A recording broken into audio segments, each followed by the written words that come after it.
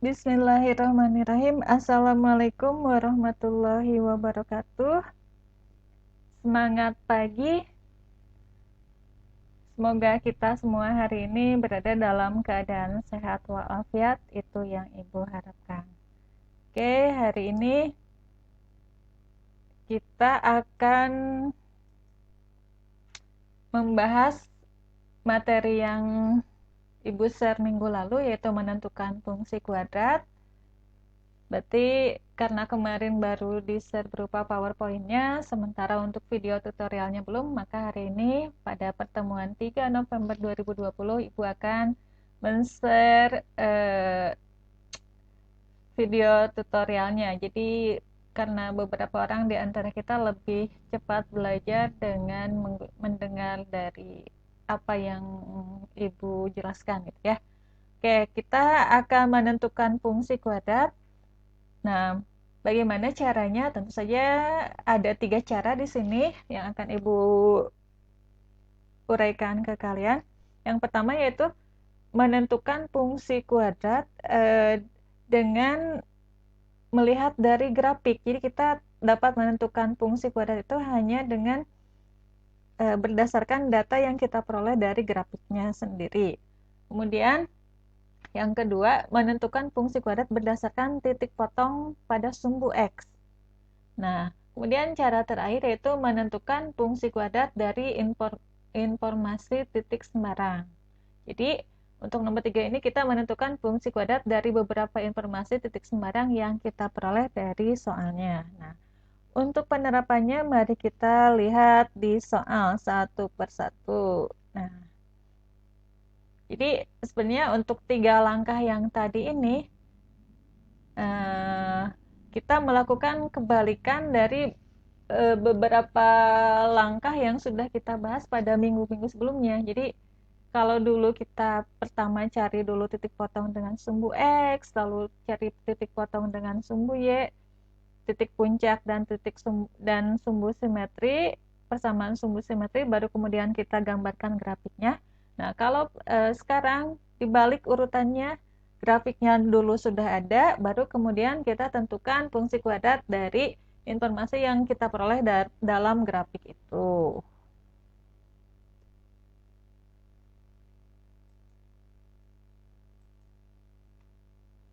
Sorry. Iya, yang tadi ya. Nah, kita akan menentukan fungsi kuadrat berdasarkan grafik, lalu berdasarkan titik potong pada sumbu X, dan berdasarkan beberapa informasi yang kita peroleh dari soalnya. Nah, contoh yang pertama, di sini kita akan menentukan fungsi kuadrat berdasarkan grafiknya. Nah, kita lihat di sini diberikan sebuah grafik parabol ya. Di sini kita lihat ada beberapa angka nih di sini di grafiknya. Nah, ini lihat, kita catat dulu bahwa ini di titik berapa, perhatikan dulu ya. Nah, kalau udah kita perhatikan, oh ya ada titik-titiknya. Baru kita jawab list berikut, checklist berikut. Nah, apa aja informasi yang bisa diperoleh dari grafik itu? Terus kemudian memotong sumbu X atau enggak grafiknya? Di mana memotongnya? Kemudian apakah grafik itu memotong sumbu Y? Di mana memotongnya? Nah, kan kita ketahui bahwa, diulang ya ke gambar grafiknya. Nah, lihat. Si grafik ini memotong sumbu X di titik negatif 2,0, lalu di titik 4,0, dan memotong sumbu Y di titik 0, negatif 4. Nah, dari sini, kita fokuskan ke 3 titik yang tadi kita peroleh dari grafik ya. Nah, langkah berikutnya udah dituliskan masing-masing koordinatnya. Langkah berikutnya kita mencari nilai A dulu dengan rumus kayak gini. Y sama dengan A kali X dikurangi X1 lalu dikalikan dengan X dikurangi X2. Dan kita tahu bahwa si grafik itu memotong 2 titik pada sumbu X di titik negatif 2,0 dan 0,4. Oke ya. Oh sorry, dan 4,0. Oke. Oke, Ibu ada salah ketik di sini nih. Oke, ini harusnya di 0,-4 ya. Ctrl S. Oke.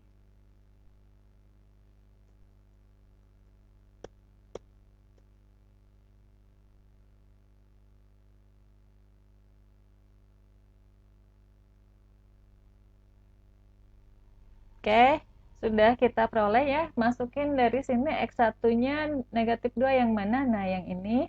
X2-nya 4 yang ini. Nah, Y-nya -4 yang ini. Nah, oke, kita masukin Y sama dengan A kali X kurangi X1 dikali X kurang X2. Y-nya kan -4, masukkan -4. Ini A, X-nya 0, yang ini kan. Kurangi X1. X1-nya -2, lalu X ini 0 lagi, X2-nya 4, jadinya kita peroleh -4 sama dengan A dikali 0 dikali -4. Jadi -4 sama dengan A dikali -8, dengan sendirinya A-nya itu menjadi -4 dibagi -8. Maka A adalah 1/2. Berikutnya. Nah, kan A-nya sudah kita peroleh 1/2 ya. Nah, kita tinggal masukkan A sama dengan 1/2 itu ke dalam rumus Y sama dengan A kali X dikurangi X1 dikali X kurang X2. Gantikan A-nya dengan 1/2, lalu X-nya tuliskan, ini dikurangi, X1-nya ganti dengan -2, dan X2-nya ganti dengan 4. Hingga kita peroleh Y sama dengan setengah kali X ditambah 2 kali X dikurang 4. Yang berikutnya adalah kita menuliskan kembali setengahnya. Kemudian yang ini kita kalikan kali pelangi ya, kali distributif perkalian. Oke, hingga pada X kali X, X kuadrat, X dikali -4, 4X, 2 kali X, 2X, 2 kali -4, -8. Hingga kita peroleh Y sama dengan setengah kali X kuadrat dikurangi 2X dikurang 8. Jadi persamaannya Y sama dengan setengah X kuadrat dikurangi X dikurangi 4. Nah, hingga kita peroleh persamaan kuadrat pada fungsi kuadrat yang pada grafik yang tadi adalah Y sama dengan setengah X kuadrat dikurangi X dikurangi 4. Atau ada beberapa soal yang menjawabnya, jadi ini 2Y sama dengan X kuadrat kurangi 2X kurangi 8. Sama aja ya. Nah, kemudian yang kedua, kita menentukan fungsi kuadrat berdasarkan titik potong pada sumbu X.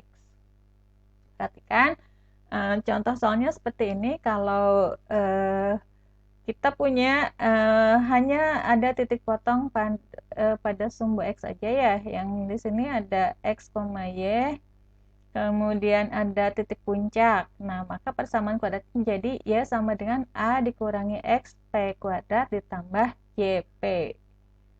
Nah, contohnya seperti ini. Oke, diketahui motongnya di titik 0,-3, lalu di 1,-1 ya. Nah, catat dulu koordinatnya, baru kemudian titik puncaknya yang mana, lalu motong sumbu Y-nya di mana. Berikutnya, kan tadi ya udah motongnya di 1,-1 dan 0,-3. Nah, ini masukkan ke rumus Y sama dengan A kali X kurangi XP kuadrat tambah YP. A-nya -3 yang ini, yang Y-nya yang -3 yang ini, lalu A-nya tulis lagi, X-nya jadi 0, karena dia motong di X sama dengan 0, terus XP-nya yang ini 1, kuadratkan, ditambah YP, YP-nya yang ini, -1.